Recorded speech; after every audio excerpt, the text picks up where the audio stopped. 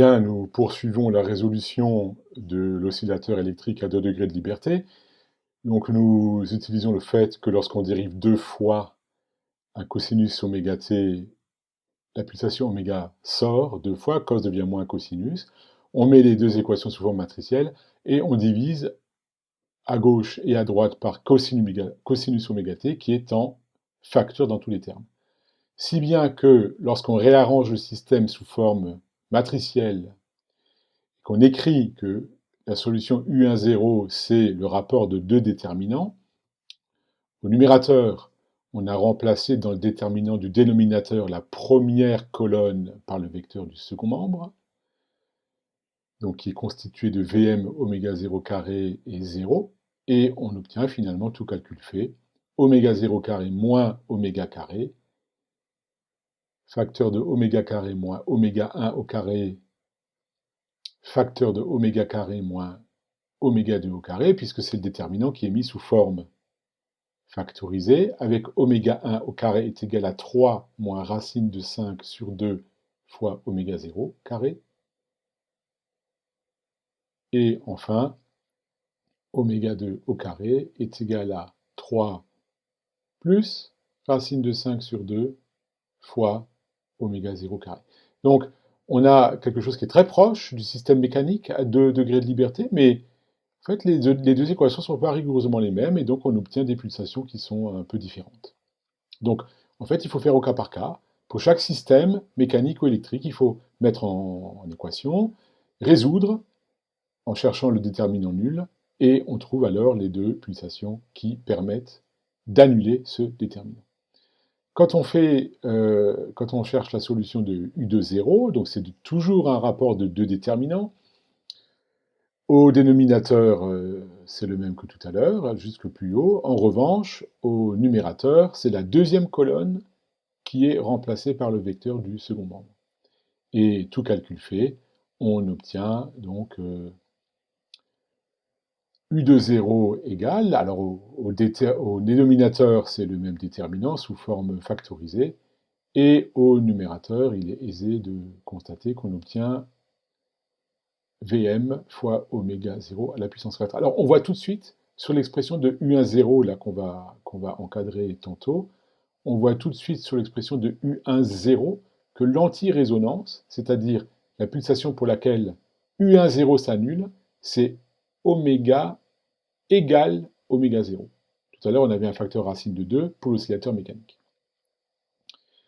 Et on aura les deux pulsations de résonance, oméga 1 et oméga 2, qui sont données par les expressions. Donc voilà, en encadré rouge, les expressions des tensions, U10, U20, et en bleu, les deux pulsations. Alors maintenant, il reste à simuler. Donc ici, on lance Proteus Isis à partir d'une feuille vierge. Donc là, je valide par défaut toutes les options. Je suis parti de la version démo, donc je ne peux pas, avec cette version démo, enregistrer, sauvegarder un circuit, donc je dois le construire. Donc je vais chercher une inductance, générique inductor. Voilà, dans la librairie des composants, je prends le premier retour, je vais la poser deux fois, cette inductance, selon le schéma qu'on a mis en équation tout à l'heure, et par défaut, elle vaut 1 millihenry. Ça me va très bien, je garde la valeur numérique par défaut de 1 millihenry. Ensuite, je cherche un condensateur générique cap. Donc je le pose deux fois, il faut que je fasse des rotations pour que ce soit très conforme au circuit que j'ai modélisé dans les vidéos manuscrites sur la tablette. Et la valeur par défaut, c'est 1 nanofarad. Alors ça me va très bien aussi. Ensuite, je rajoute une source de tension, c'est le fameux V qui est égal à Vm fois cosinus oméga t. Les masses, la référence de tension, il n'y a plus qu'à faire les liaisons. Voilà qui est fait. Et il faudra encore après que je pose des sondes, parce que quand je vais faire une simulation, évidemment, il faudra que j'indique ce que je veux représenter. J'insiste sur le fait qu'ici, on n'est plus sur un simple tracé de courbe. C'est une vraie simulation, c'est le logiciel qui va simuler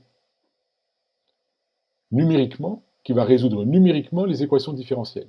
Donc c'est vraiment de la simulation, contrairement au tracé GeoGebra des vidéos précédentes. Je mets une première sonde. Donc là j'ai les valeurs numériques. Oméga 0 égale 1 sur racine de LC avec les valeurs que j'ai choisies par défaut. Ça me donne 10 puissance 6 radians par seconde.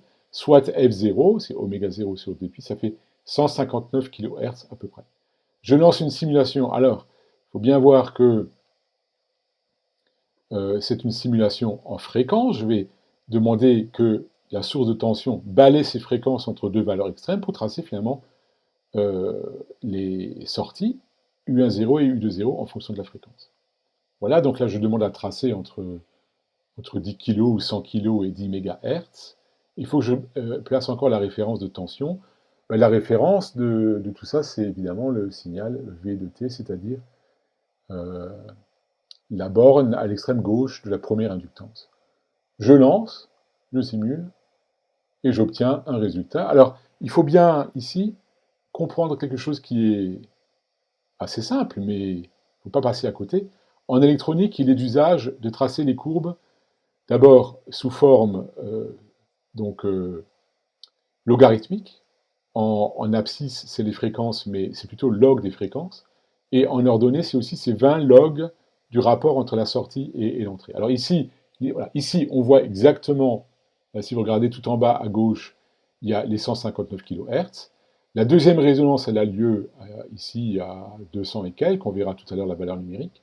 Et la première résonance à gauche, elle a lieu à environ 98 kHz.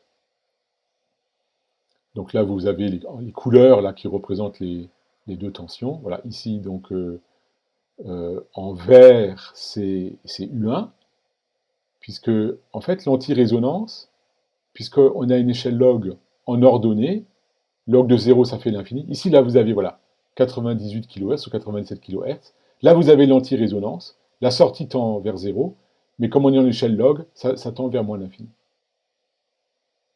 Et voilà la deuxième résonance. Donc, bon, il ne faut peut-être pas chercher trop loin l'interprétation de ces courbes qui sont, disons, typiques des simulations électroniques.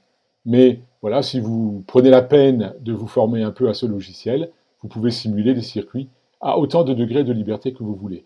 Alors, pour montrer ça, très rapidement sur un plan un peu qualitatif, on va passer maintenant à un circuit à 3 degrés de liberté, en fait en rajoutant une cellule LC, identique aux précédentes. Et là, on va juste voir qualitativement comment ça se comporte. Donc, il faut juste rajouter encore une masse, là, qui est fait. Et ensuite, rajouter une sonde de tension. Voilà, ici. Et cette sonde, on la tire dans la fenêtre de simulation. Voilà qui est fait. On peut laisser les mêmes paramètres, donc on peut se contenter juste de, en fait, de resimuler. Voilà, je resimule. Et là, du coup, regardez. Vous voyez que ça se complique un peu. Vous avez 3 résonances en vert. Et rouge aussi, d'ailleurs, c'est les pics positifs. Mais vous avez, pour la tension verte, vous avez 2 anti-résonances. 2 anti-résonances. Ici, voilà, et un petit peu plus loin. Et en rouge, c'est la tension maintenant qui est... C'est U2, donc c'est plus la tension à l'extrême droite, puisqu'il y a 3 cellules. Là, vous avez aussi une anti-résonance pour la tension U2. Voilà, donc c'est qualitatif, certes, mais ça montre, au moins ça suggère que un circuit à n degrés de liberté, en fait, admet grand N pulsations qu'on appelle des modes propres qui correspondent à autant de résonances.